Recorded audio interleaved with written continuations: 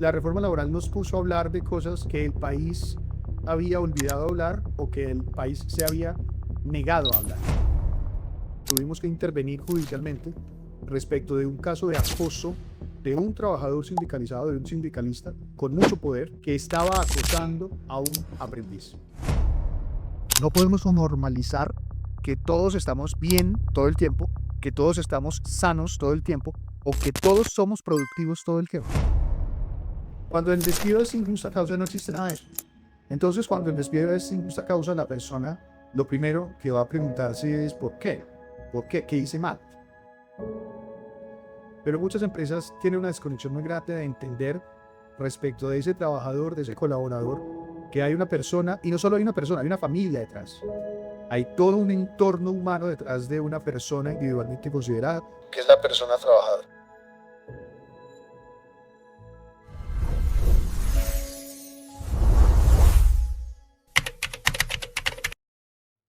Bienvenidos a un episodio más aquí en Adentro Podcast. Hoy tenemos un invitado que nos sumerge al mundo laboral, Carlos Arturo Barco. Para mí es un honor que estés aquí conmigo, acompañándonos. Así que, Carlos, bienvenido.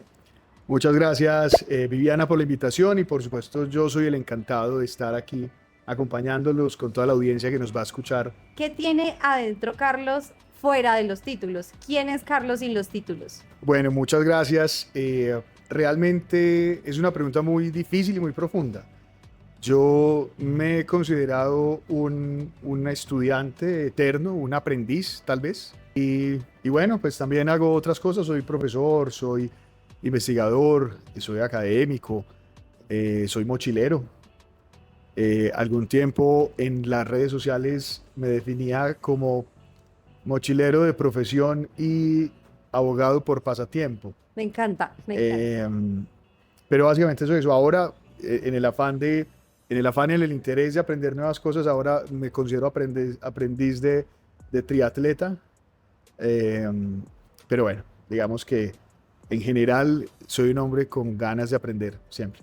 Bueno, quiero que nos cuentes un poquito en la locación donde estamos, aquí en Bogotá. Bueno, estamos en una locación que es nuestra oficina en Álvarez Líbano La Serna. Yo tengo la fortuna de ser parte de esta oficina como socio director de litigios y aquí nos dedicamos a vivir el derecho laboral.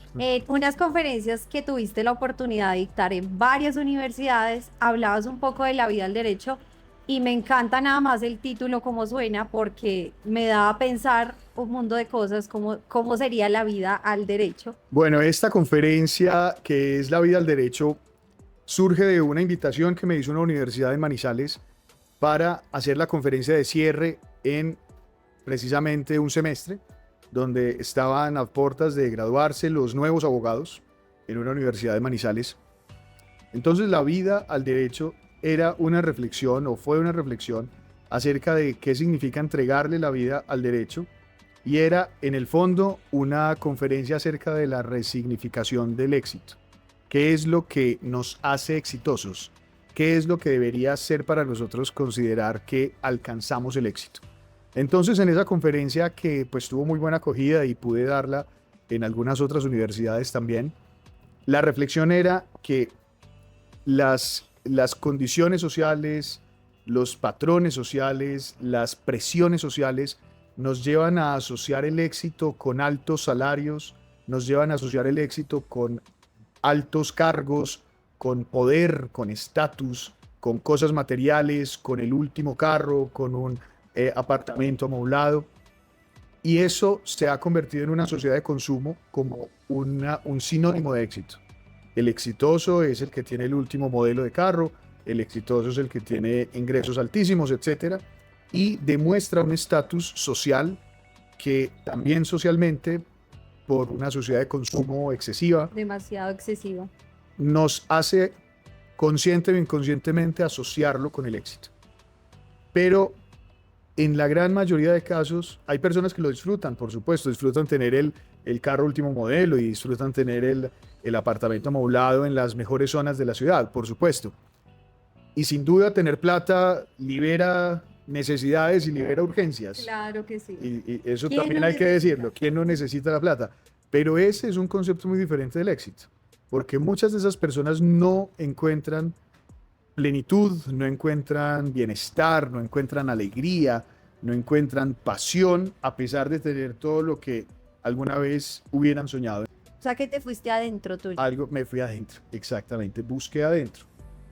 ¿Qué era lo que me hacía sentir exitoso? Y encontré cosas muy particulares que están al alcance, yo creo que de todos nosotros.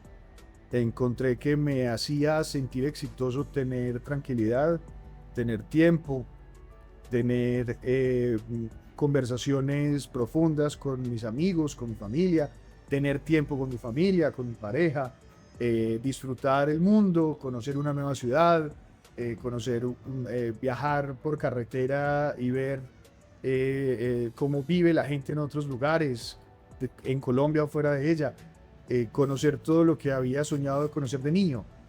Esos recuerdos y esas sensaciones eran un sinónimo de éxito que resignifiqué más allá de los títulos, más allá de los ingresos, más allá de la posición social. Y así construimos esa reflexión que llevamos a muchos estudiantes recién graduados, y hay que resignificar el éxito, porque el éxito no es lo que te dicen que es. Y te fuiste de mochilero. Me fui de mochilero, por eso durante mucho tiempo mi definición fue ser mochilero por profesión y abogado por pasatiempo. Sí, tuve una experiencia maravillosa de ser mochilero. Yo viajé por Sudamérica entera, más o menos 6 meses, por tierra, por supuesto, miles de kilómetros por tierra, conociendo centenares de ciudades, miles de personas. Una experiencia maravillosa que me enseñó a desprenderme de muchas cosas materiales y me enseñó a ver en la gente cosas que a simple vista pasan desapercibidas. La gente que en el fondo es buena, y también en el fondo, en la superficie también es buena, pero tiene muchos miedos, tiene muchas prevenciones, y bueno, digamos que fue una experiencia maravillosa que me enseñó a resignificar el éxito. El éxito es una cosa distinta. Bueno, quiero que nos cuentes un fallo que tuviste, que recuerdes de tantos en los que has podido estar, que te haya marcado. ¿Qué te marcó de un fallo que tuviste? Sí recuerdo un caso muy particular, pero ese ya era un tema muy particular en el que había en el medio de la discusión jurídica un trabajador sindicalizado, lo cual para un conflicto laboral es una situación ya compleja, digamos. Un trabajador sindicalizado, un aprendiz, un jovencito aprendiz del SENA, una empresa que era la que yo estaba representando en el juicio. Y en el medio de todo lo que había era una discusión por un acoso laboral que estaba siendo ejecutado del trabajador sindicalizado protegido por un fuero sindical frente a el aprendiz que también hacía parte de su equipo de trabajo, digamos. Y en medio de todo, una empresa que tiene que protegerlos a ambos, tiene que proteger al aprendiz y tiene que proteger al trabajador sindicalizado. Tiene que proteger a ellos mismos. Entonces, ese fue un caso que a mí particularmente sí lo recuerdo, me marcó mucho, porque tuvimos que intervenir judicialmente respecto de un caso de acoso de un trabajador sindicalizado, de un sindicalista con mucho poder, que estaba acosando a un aprendiz. Fuimos a la justicia y tuve un sabor amargo en ese caso, porque el juez decidió finalmente proteger los derechos del sindicalista que nosotros estábamos denunciando, porque era una persona que había cometido un acoso, por encima de los intereses del aprendiz, que era un jovencito de 17 años, y por encima de lo que la empresa en ese caso particular creíamos que podía hacer legalmente. Ese fue un caso muy complejo, porque yo sentí una injusticia muy grande y algo que no salga de nosotros, con los que Solo se queda aquí en adentro. Ese fue un caso en el que yo sentí que había una injusticia tan grande que yo hice una apelación muy aguerrida, hice una apelación muy vehemente, una defensa muy vehemente de los intereses que yo estaba defendiendo y sobre todo de la justicia que creía que debía aplicarse en ese caso, y al juez pareció que eso era demasiado grosero y demasiado hostil de mi parte. Entonces el juez ordenó investigarme disciplinariamente por haberle faltado presuntamente el respeto al despacho judicial, por haber controvertido de una forma muy vehemente esa decisión que yo consideraba injusta. Finalmente, como todos, como abogados, como ciudadanos, pues yo acudí a la justicia disciplinaria, me investigaron y finalmente la justicia disciplinaria para los abogados, que es el Consejo de la Judicatura, finalmente cerró mi caso y no me sancionó porque no encontró mérito para sancionar. Pero eso me marcó, porque yo sentí no solo una injusticia, sino que además sentí que oponerme a esa injusticia había generado en la reacción de un funcionario judicial un intento de censura, amedrentándome, compulsándome copias para que me investigaran por mi conducta supuestamente irrespetuosa. Finalmente, esa es una situación que a mí me costó mucho reflexionar. Y esta historia termina con una situación muy triste, es que ese juez, que casualmente era un juez joven, teníamos la misma edad, yo también todavía me considero joven.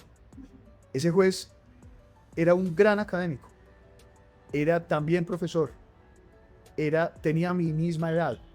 Entonces, de cierta manera, ese juez, desde su posición, era para muchas cosas un espejo de lo que yo también era como litigante. Los dos éramos docentes, los dos éramos investigadores, él también había escrito libros, él también había escrito cosas muy importantes, solo que él estaba en la posición de juez y estábamos enfrentados en el proceso judicial en particular. Y él termina falleciendo de una forma muy trágica el año pasado, en el 2020. Este año, en el 2025, en enero del 2025, él termina falleciendo de una forma muy trágica en un accidente casero. Y cuando yo me enteré de su muerte, me golpeó mucho por haber tenido esa historia de tanta cercanía con él, a pesar de haber sido una injusticia que yo sentí. Pero me marcó no solo la injusticia, sino que además, cuando me enteré de su muerte, también siendo un hombre muy joven, la verdad me generó una afectación muy grande y de hecho escribí un homenaje en su nombre y escribí unas palabras que hice llegar a su familia, hice llegar a su despacho judicial, hice llegar a sus compañeros de trabajo en el distrito donde él era juez y finalmente ese fue el cierre de la historia. Así es, eso me ha marcado mucho. Qué historia, hay historias realmente que impactan y que te dejan y que debemos aprovechar la enseñanza que nos dejan, ¿no? No solamente pasarlas por derecho, sino realmente mirar hacia adentro y analizar esa experiencia que nos está dejando y qué podemos para aportar a la sociedad, no solamente desde mi punto de cierre como tal, de que solamente se puede hacer esto y no hay más respuesta a esto, sino como tú que dijiste, no me parece justo, yo creo que podemos tener otra respuesta más hacia este caso que estamos teniendo y bueno, buscar de todas las formas cómo poder tener una solución diferente a lo que estamos teniendo.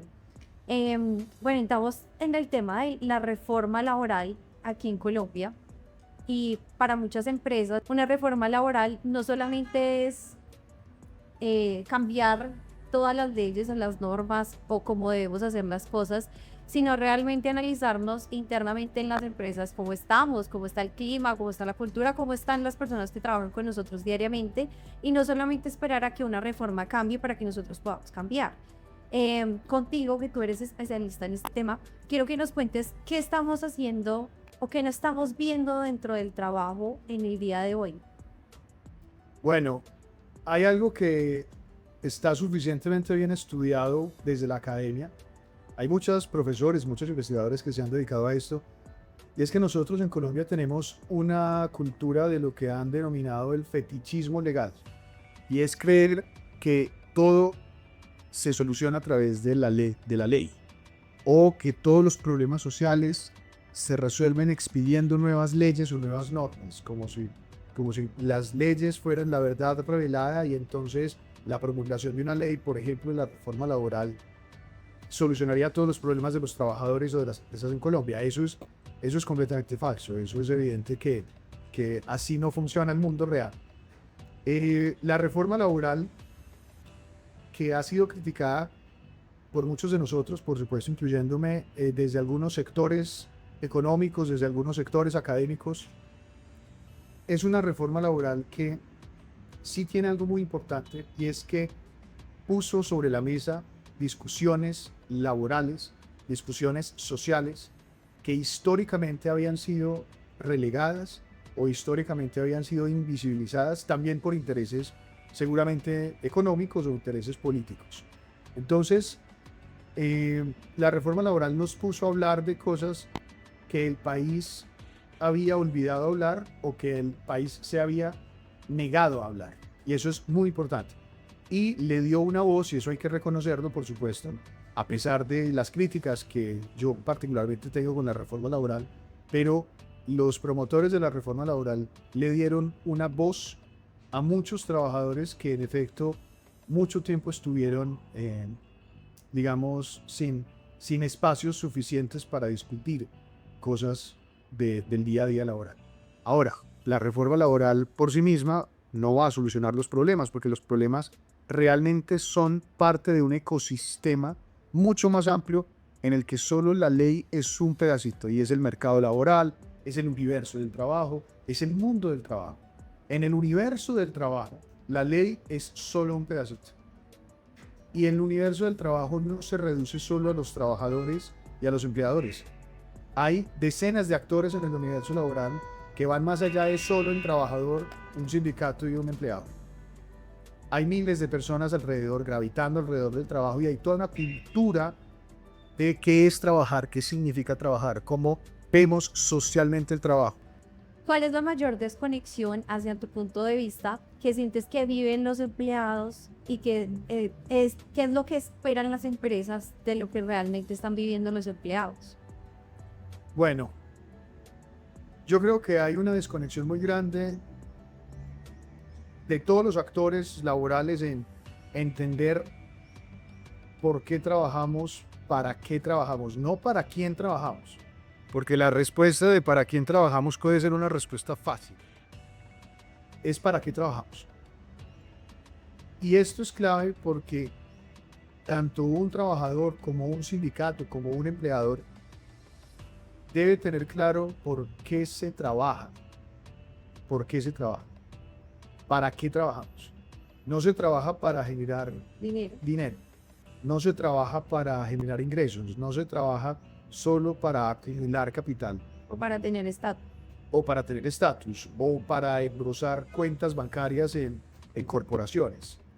La visión puramente numérica o la visión puramente económica del trabajo, en la que incurren muchas empresas, es un error, porque estamos hablando de personas de carne y hueso, de personas que se cansan, de personas que sienten, de personas que lloran, de personas que tienen emociones, sentimientos, etc.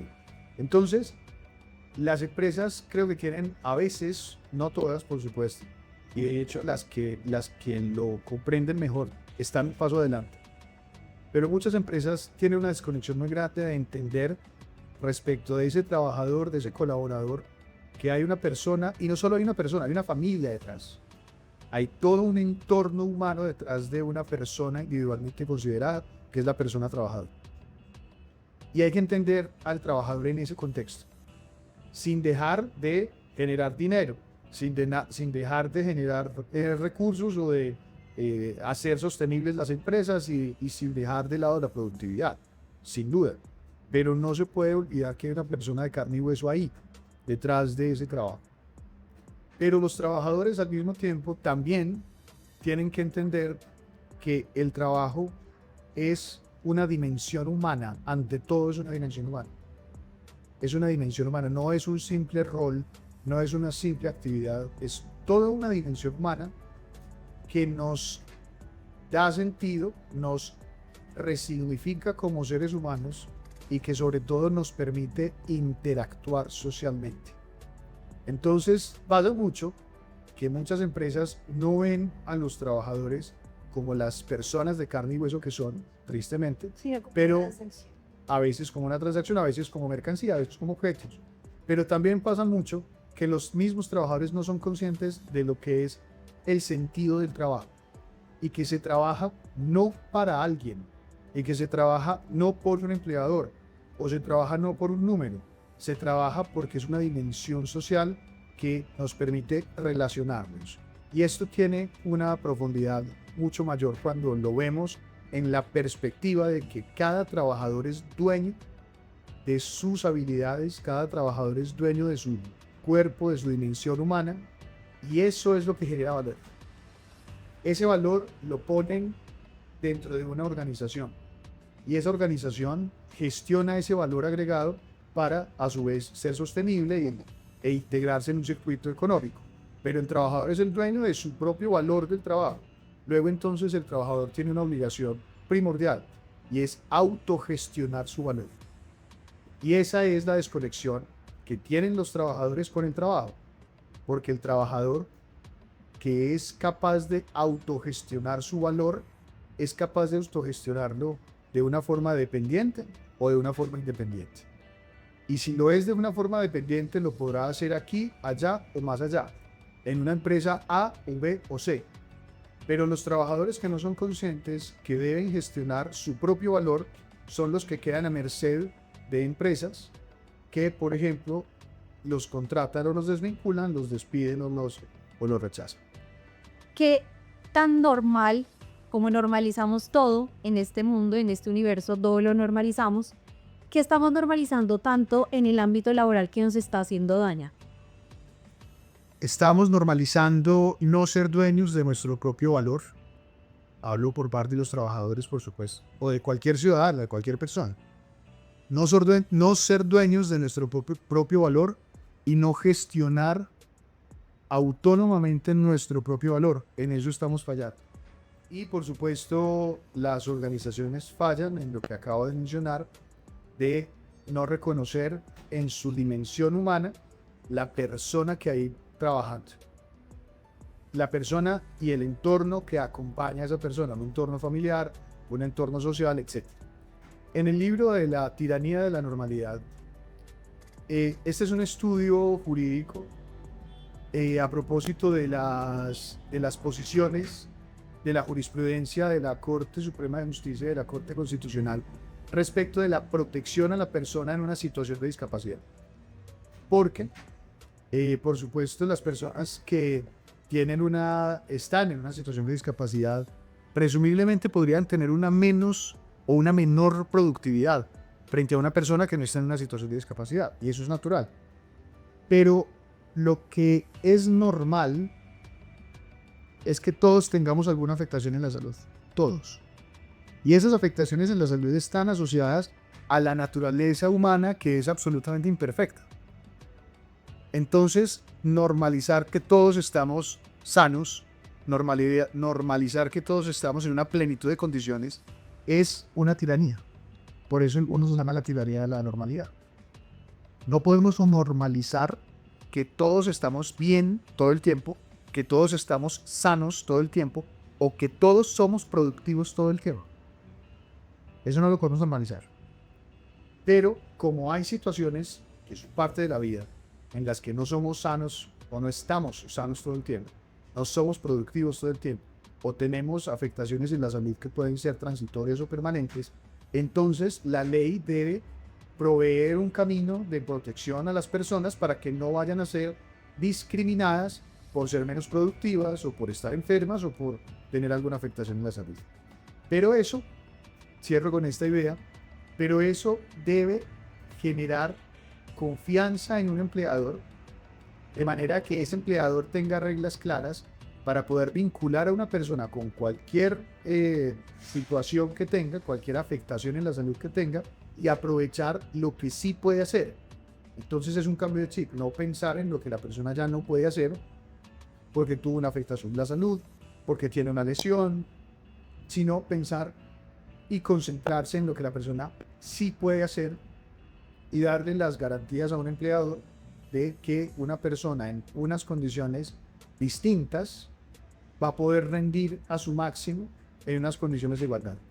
Además, te quiero completar ahí unas condiciones distintas, unas ideas distintas, y es una persona que viene a romper un esquema que normalmente uno estandariza, pues viene con nuevas ideas y con nuevas formas, y realmente es como abrirle la puerta, no solamente como por tratar de cubrir, como hablábamos anteriormente, temas de impuestos y temas de que tienen que poner una ley para que al menos incluyan 3 personas. Oye, no tiene que haber ley para todo, no tiene que haber norma para todo. Una empresa por sí debe pensar y decir, queremos abrir las puertas a estas personas que nos van a traer nuevas ideas que pueden complementar mucho más a la organización y a un crecimiento mucho más profundo. Que, sobre todo con esto, ¿qué barrera como muy absurda has visto dentro del tema de la contratación? En este tema de la situación de discapacidad, la barrera más absurda es la desconfianza. La barrera más absurda es la barrera de pensar que una persona en una situación de discapacidad o una persona con una determinada afectación en la salud es un problema o va a generar un problema. Y esto es algo que ha contribuido, y hay que decirlo, de hecho, es parte de la explicación del libro. En esto han contribuido de una mala manera, por así decirlo, y lo digo a modo de crítica respetuosa, en esto han contribuido de una mala manera las altas cortes, porque las altas cortes, en el afán histórico de proteger forzosamente la inclusión de trabajadores en alguna situación de discapacidad, generaron barreras que suelen ser insuperables de desconfianza del sector productivo para incluir personas que tienen cualquier afectación en la salud, como cualquiera de nosotros la puede tener, pero sigue siendo una persona, primero con dignidad, por supuesto, con derechos, pero además una persona absolutamente productiva, absolutamente funcional, absolutamente útil y que va a aportar a cualquier organización. Eso ha cambiado un poco en los últimos años en la jurisprudencia, pero realmente la barrera más grande es la desconfianza. Una desconfianza que ha crecido históricamente con decisiones judiciales que nosotros hemos considerado completamente desatinadas, pero que han generado en el sector productivo esa desconfianza para vincular a una persona en una situación de discapacidad de facto. Lo que necesita un empleador es reglas claras, seguridad jurídica, y lo que necesita un empleador es la tranquilidad de que va a poder contar con esa persona con una afectación en la salud que se debe gestionar, pero que va a poder aprovecharla en unas condiciones de igualdad. Que esa persona no se genere, o que más bien esa persona no genere un problema adicional a la empresa que su propio ingreso. Eso es lo que yo creo que es la mayor barrera en este caso. Y para este caso y para otros casos, ¿cuál sería el abuso laboral que hemos normalizado en Colombia? En general, hablando de la dimensión humana del trabajo, lo que creo yo que es un abuso por parte del sector productivo, que es no dimensionar a la persona trabajadora como el ser humano que es, junto con su familia. Insisto, hay muchas empresas que sí lo hacen, que lo dimensionan, que lo gestionan, pero muchas otras no. Ahí hay un abuso clarísimo, porque el ser humano, la persona trabajadora, pues evidentemente no es un objeto, no es una máquina, no es algo que se reemplaza y ya. Hay toda una familia, hay toda una construcción social detrás, y esa inestabilidad laboral, que muchas veces es producto de cosificar al trabajador, termina generando inestabilidades emocionales e inestabilidades familiares, y eso conduce a inestabilidades sociales. Por eso es que el pegamento de nuestra sociedad es el trabajo, al final de cuentas. Un trabajo, por supuesto, digno. Y esas empresas que lo reconocen de esta manera siempre están un paso adelante, muchas otras no. Pero el trabajador, hay algo importante que considero yo que es un abuso, y es creer que todo viene de afuera. Yo creo que los trabajadores incurren usualmente en un abuso, y también lo han hecho organizaciones sindicales, que son un actor importantísimo dentro de la democracia laboral. Las organizaciones sindicales son un actor fundamental en el universo del trabajo, pero suelen caer tanto organizaciones sindicales como trabajadores con mucha frecuencia en un abuso que, a mi juicio, es el abuso de creer que todo viene de afuera y creer que todo se lo deben dar, o que todo se lo debe dar un empleador, o que todo se lo debe dar el Estado. Eso es un error que se termina convirtiendo en una situación abusiva, porque los dueños del valor del trabajo son individualmente cada uno de los trabajadores, que es el primer llamado a gestionarlo. Una empresa debe gestionar lo que el trabajador pone a su disposición, bajo la premisa principal de que es el trabajador el dueño de su propio trabajo, que está poniendo a circular dentro del universo laboral o dentro del mercado de trabajo. Pero creer que todo viene de afuera, creer que todo se les debe dar, creer que el Estado tiene obligaciones de dar, que las empresas tienen obligaciones de dar y de sostener y de mantener, es reducir el trabajo, ahí sí, a una mercancía, cuando los trabajadores son los dueños del valor de su propio trabajo. Y una experiencia así que hayas vivido de un abuso laboral. Bueno, hablando desde el litigio laboral, experiencias de abuso, por supuesto hemos conocido todas. Desde las empresas, evidentemente, que han abusado de su posición, que por supuesto es innegable, y que uno en el rol de asesor debe ser el primero que debe advertir lo que una empresa no puede hacer, hasta las organizaciones sindicales y los trabajadores que abusan de su posición y abusan de su protección legal para reclamar lo que no les corresponde. Porque los recursos son finitos, los recursos son limitados. Entonces, si un sindicato se apropia de un derecho o se apropia de un beneficio que no le corresponde, o un trabajador se apropia de un derecho, de un beneficio que no le corresponde, está dejando a otro, al que sí le corresponde, sin esa protección o sin ese derecho. Podemos hablar de algunos ejemplos claros que algunas empresas van más allá de su límite. Bueno, yo creo que a la luz de, por ejemplo, lo que ha sido estudiado por la jurisprudencia históricamente, las empresas que hicieron históricamente un mal uso de los mecanismos de tercerización y de intermediación, que eso es algo que está estudiado vastamente por la jurisprudencia. Empresas que abusaron de los mecanismos legales, como la tercerización laboral, como la intermediación laboral, para no pagar derechos laborales. Eso es algo evidente, eso es algo que fue un abuso, lo fue y lo sigue siendo para quienes lo siguen ejecutando.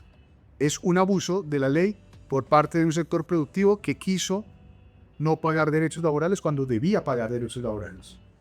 Y también desde el punto de vista de trabajadores, lo que acabo de mencionar, trabajadores que reclaman fueros de estabilidad que no les corresponden, trabajadores que buscan inventar situaciones que no les proveen una determinada protección, o organizaciones sindicales que incurren en las mismas malas prácticas. La empresa te puede a ti indemnizar porque ya no necesita de tus servicios. Pero aquí vamos hacia el ser nuevamente, y es como tú dejas a una persona sin ni siquiera decirle por qué la estás despidiendo. Es nuevamente la condición que tenemos, como cuando tú tienes un novio y tú piensas que la relación va perfecto y resulta que a la mitad de la relación el novio te termina y tú ni siquiera sabes por qué. Te indemnizó, pero sin justa causa. Entonces, pues realmente esto es legal aquí en Colombia, el despido sin justa causa. Pero quiero que nos cuentes un poquito más de ese tema de despido. Sí, y realmente es un tema que sigue estando sobre la mesa. No es que esté de moda ahora por la reforma laboral o por nuevas leyes. Es una potestad que siempre ha estado en el Código Sustantivo de Trabajo, en las leyes laborales, para un empleador. Poder terminar un contrato sin justa causa. ¿Qué significa eso? Que el empleador que contrata a alguien y que ya no puede contar con sus servicios o ya no quiere contar con sus servicios, puede terminar el contrato sin acudir a ninguna justa causa legal.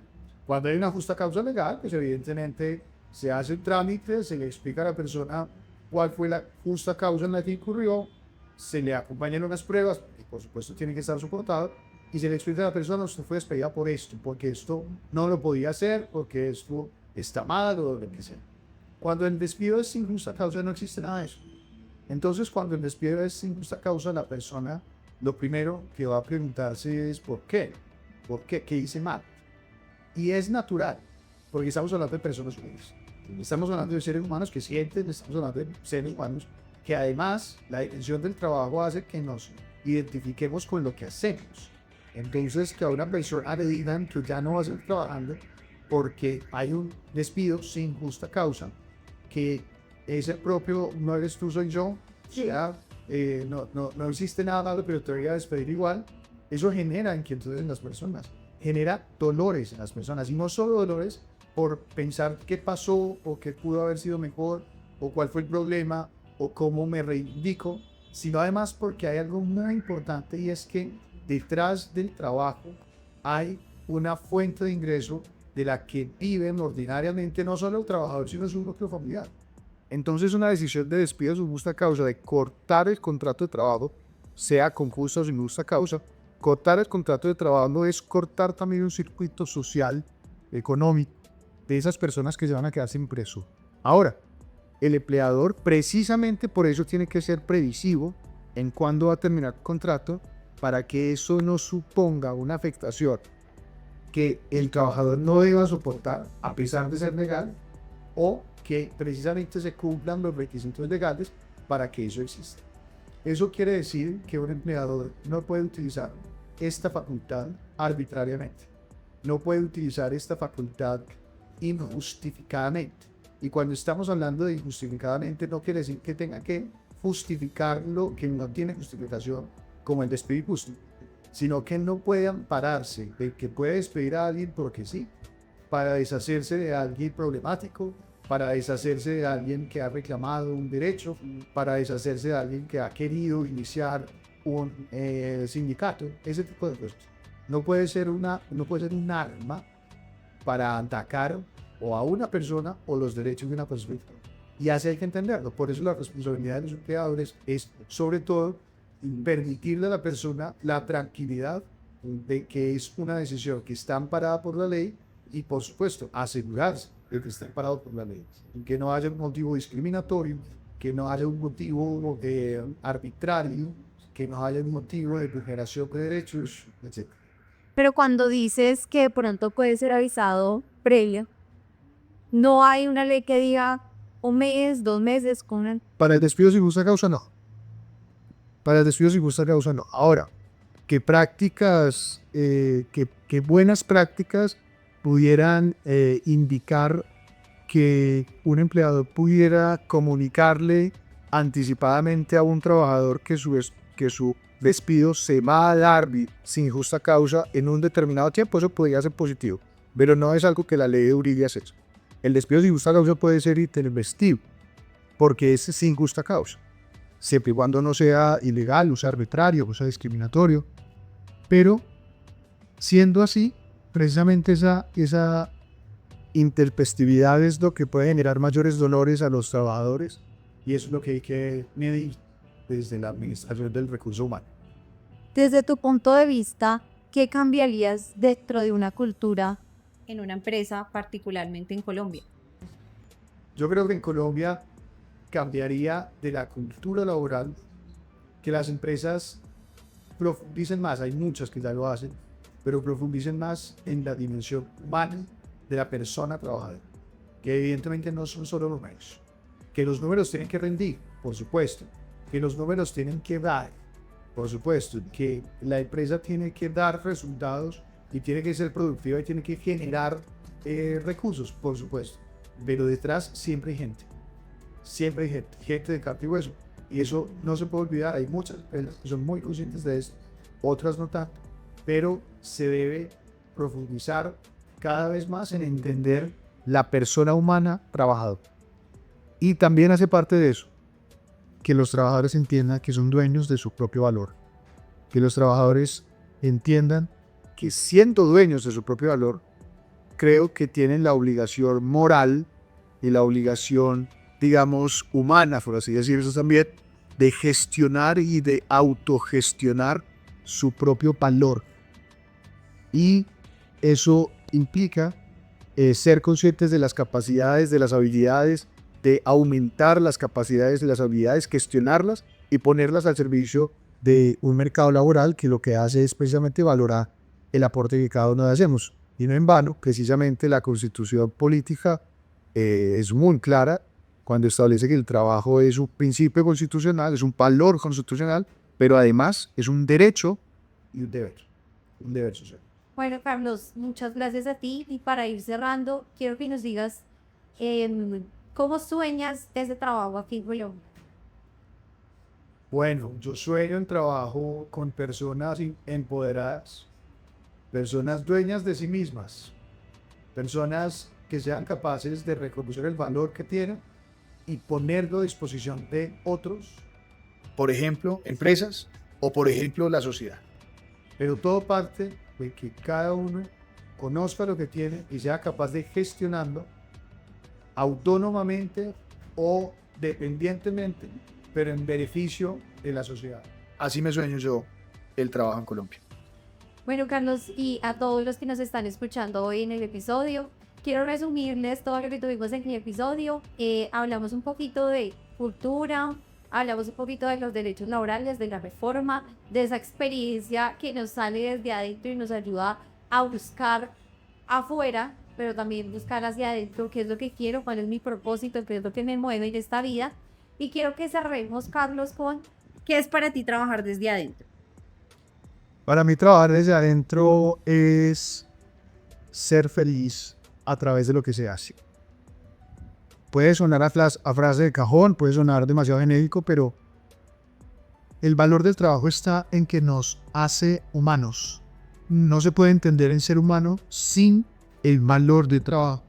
Porque el trabajo es lo que nos permite ser y relacionarnos con los demás.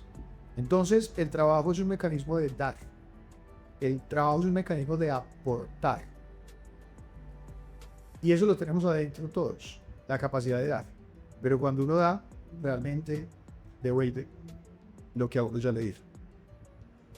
Gracias, Carlos, por este espacio y gracias a todos por estar aquí en un episodio más de Adentro Podcast. Para mí es un honor y es una alegría que nos estén escuchando y quiero invitarlos a que no todo está hacia afuera, no en las reformas, no en las leyes, no en las normas, sino que podemos ir hacia adentro de cada uno, reinventarnos desde aquí, desde nuestro ser, desde las empresas, desde adentro de las empresas y nos vemos más tarde o después en un episodio nuevo de Adentro Podcast. Muchas gracias. Gracias, Carlos.